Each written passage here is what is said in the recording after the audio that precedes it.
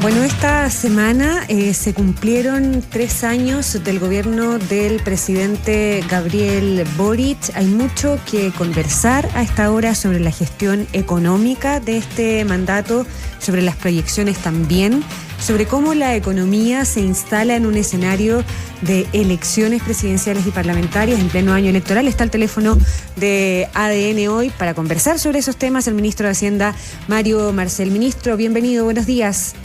Muy buenos días.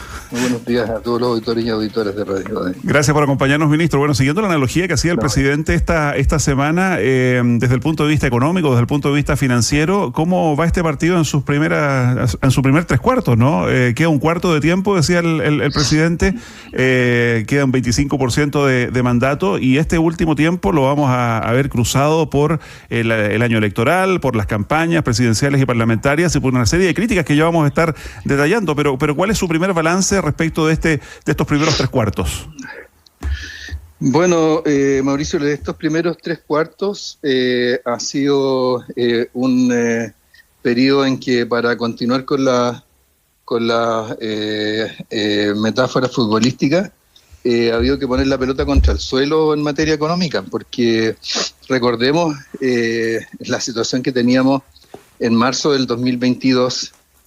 Veníamos de un déficit fiscal gigantesco, excepto en términos estructurales 11% del producto, en términos efectivos 8%, después de un 8% adicional de déficit el año previo. Teníamos la inflación al alza, ¿cierto?, como producto de los retiros de fondos de pensiones y de las transferencias masivas, ¿cierto?, durante el COVID-19.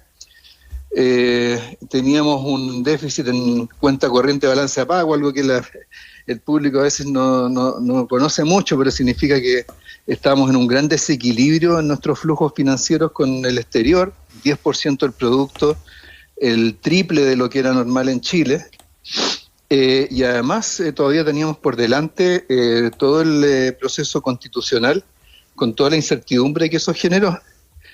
Y logramos salir de eso con mucho esfuerzo.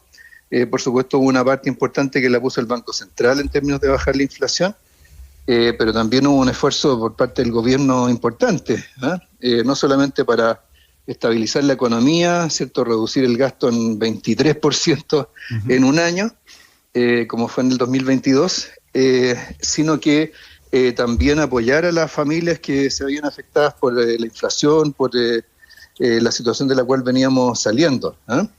Y ahora, ¿cierto?, ya completamos un año entero de crecimiento, como fue el 2024, 2,5% es el dato provisional que nos da el Banco Central, y estamos empezando el 2025 con el pie derecho, porque tuvimos buenas cifras de actividad, buenas cifras de empleo, expectativas al alza, de aumentos del precio del cobre, en fin, hay muchos factores que dan cuenta de un buen comienzo de año. Ahora, por supuesto, para lo que sigue hay una gran fuente de incertidumbre, como es la situación externa, particularmente excepto por estas crecientes disputas comerciales, imposición de aranceles, etcétera.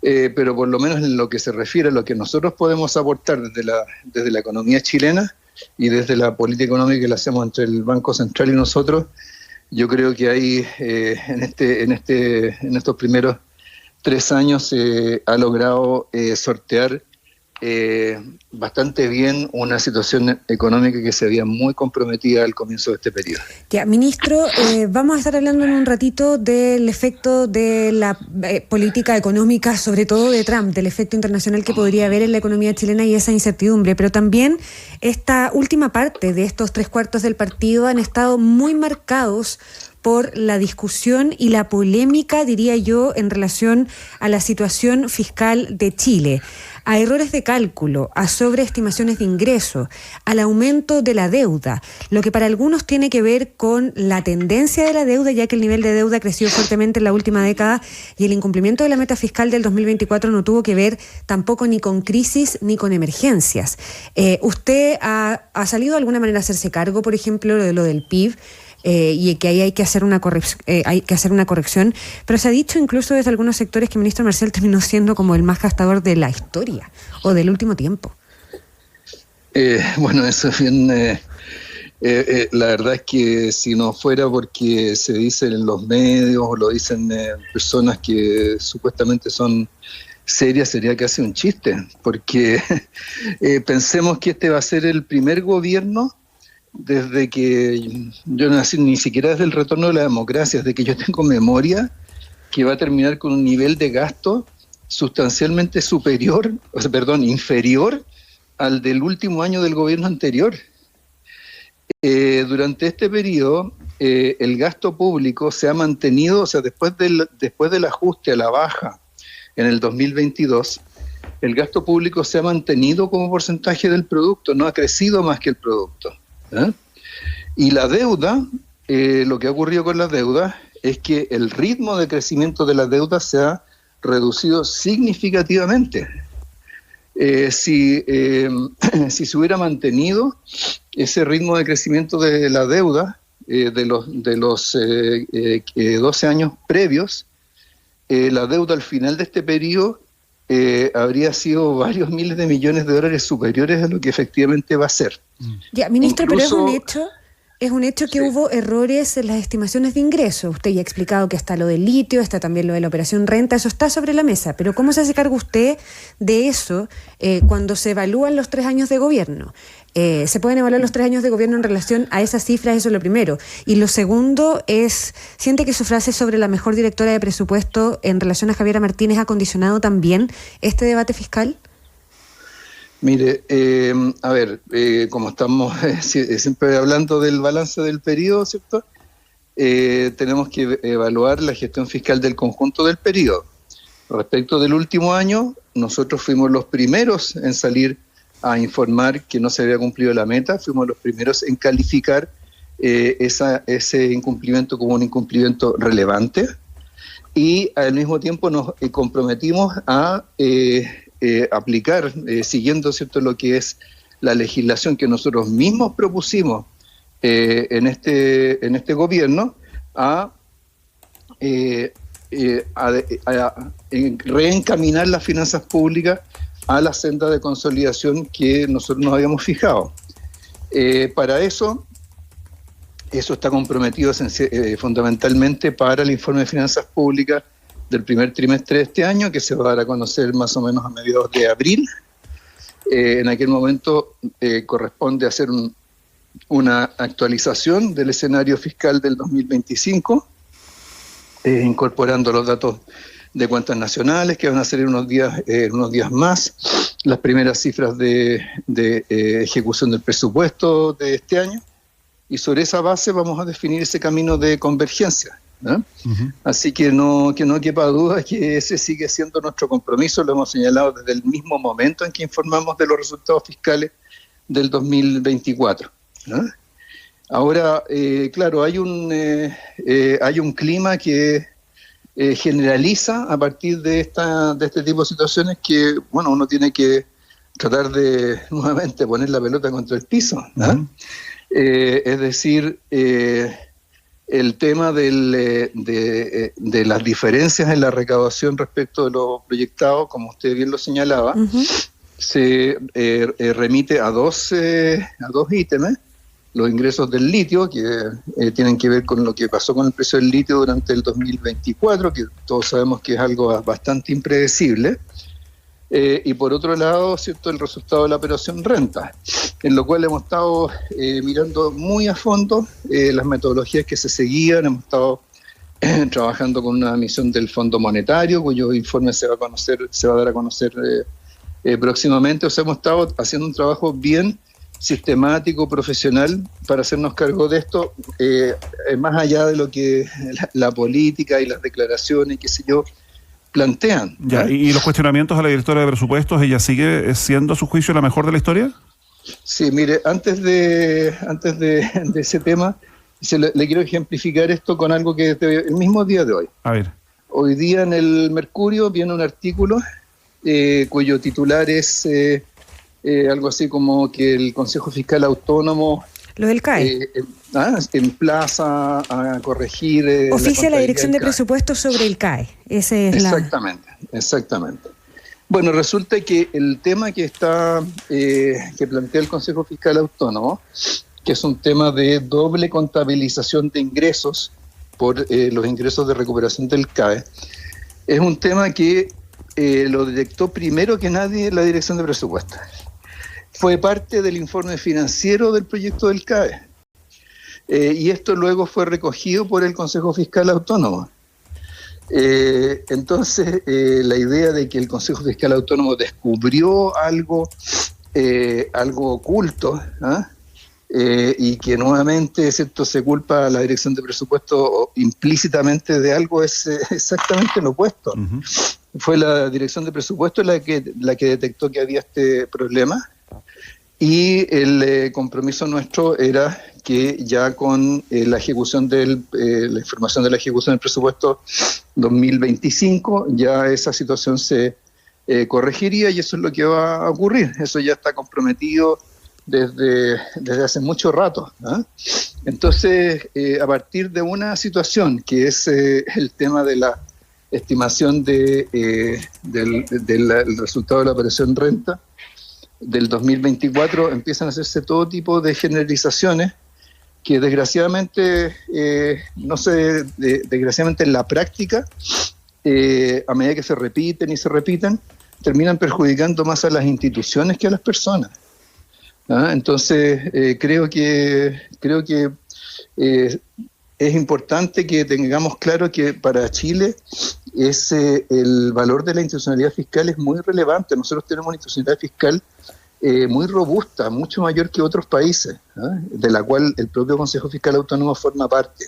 Ya, dicho eso, entiendo entonces que usted mantiene su valoración respecto de la directora de presupuesto.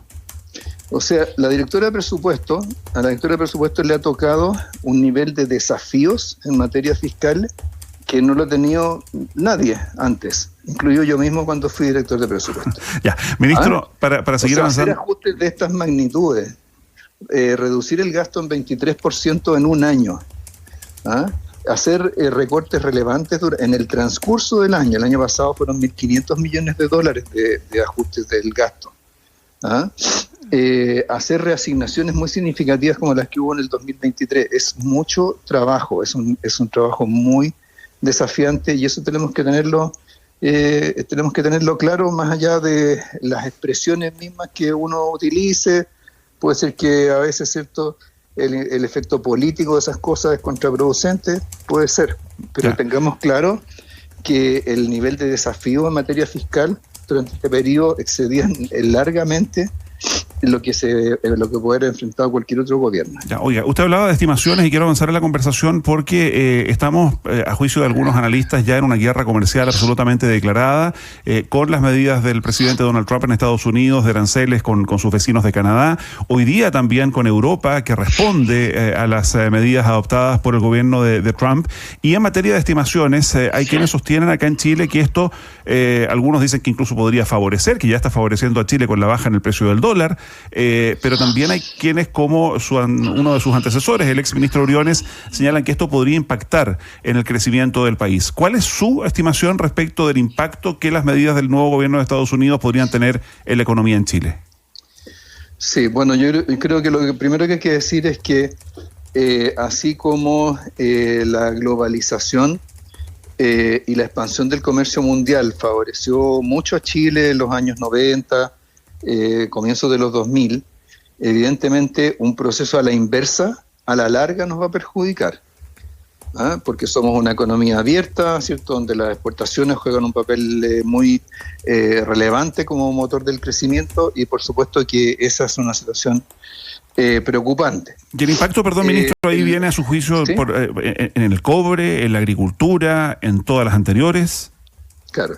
Ahora, destaco que digo a la larga, ¿ya? Porque en el camino, ¿cierto?, hay cosas que se manifiestan más rápidamente, por ejemplo, los impactos sobre los mercados financieros, en la medida que aumenta la incertidumbre, aumentan las tasas de interés de largo plazo, hay cambios, ¿cierto?, en la valorización de las monedas, Entonces todo eso impacta más en el corto plazo. Hoy en día ya hemos visto un aumento de tasas de interés de largo plazo a nivel global y eso se transmite en la economía chilena.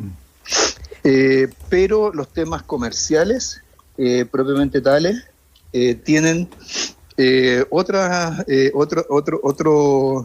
timing y otra dinámica, porque a medida que se van imponiendo aranceles, el comercio se va reacomodando, y van habiendo respuestas de precios, por ejemplo, como lo que estamos viendo en el caso del cobre, que van en la dirección contraria, en el sentido de que tienden a aumentar el precio del cobre. Entonces es posible que en lo más inmediato no veamos ¿cierto? Un perjuicio tan evidente. Incluso pueden surgir oportunidades de comercio para Chile en la medida, ¿cierto?, de que disminuyen las exportaciones de otros países hacia Estados Unidos, pues nosotros podríamos aumentarlas. Pero, por supuesto, en la medida que esto se vaya transmitiendo a la economía global, ya va teniendo impactos de otras magnitudes. Entonces, lo que tenemos que tener claro es que este es un escenario que lo vamos a tener durante todavía varios años. Lo que ocurra ahora, cómo nosotros enfrentemos este escenario, va a incidir mucho sobre las repercusiones que tenga en los años siguientes.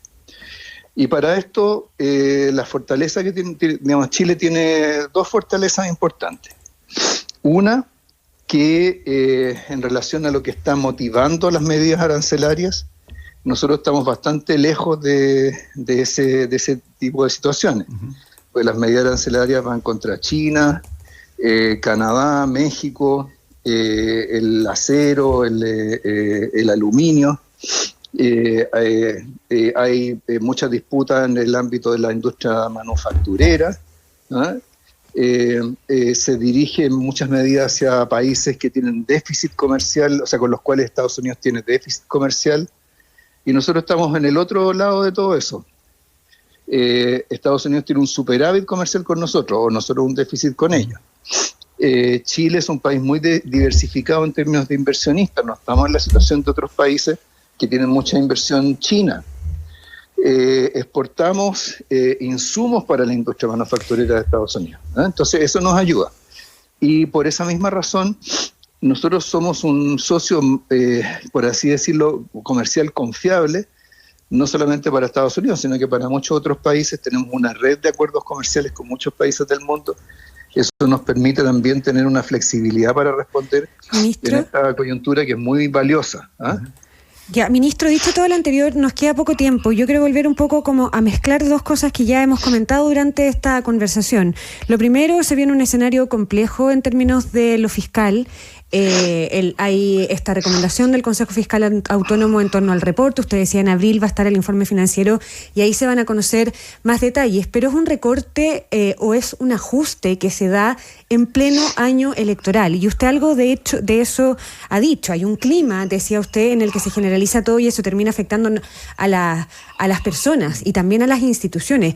¿Cómo enfrenta este año electoral con una candidata presidencial de Chile Vamos, por ejemplo, que ha dicho que este gobierno va a dejar al Estado y al país endeudado, cuando esos ajustes se tienen que hacer en un año en que generalmente o habitualmente vemos que en este tipo de periodos más se gasta que se recorta? ¿Cómo enfrenta usted desde su lugar este año electoral y las críticas y aseveraciones que ha hecho puntualmente y reiteradamente la candidata de Chile Vamos en relación a la economía?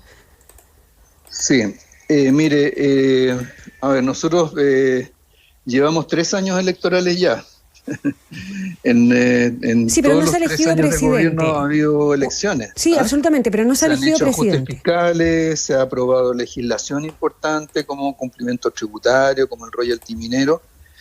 Y nosotros vamos a seguir trabajando en función de los compromisos que asumió el gobierno del presidente Boric con la ciudadanía. El presidente ha sido muy claro en el sentido de mantenerse concentrado, ¿cierto? Cumplir con nuestros compromisos, sacar adelante las reformas que faltan, ponerle mucha gestión a este último año, y eso también, por supuesto, es válido para para la política fiscal, para las finanzas públicas.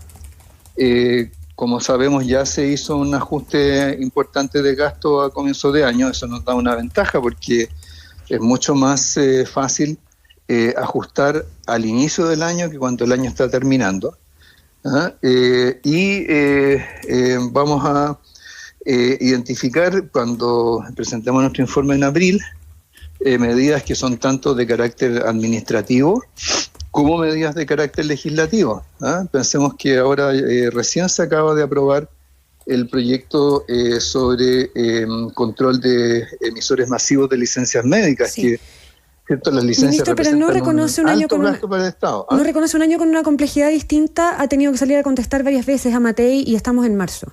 Eso es lo primero. Y lo segundo, porque de verdad nos quedan 2 minutos, se promulga mañana la reforma previsional que me imagino, y usted lo ha dicho en entrevistas, es el mejor momento de sus 3 años de mandato.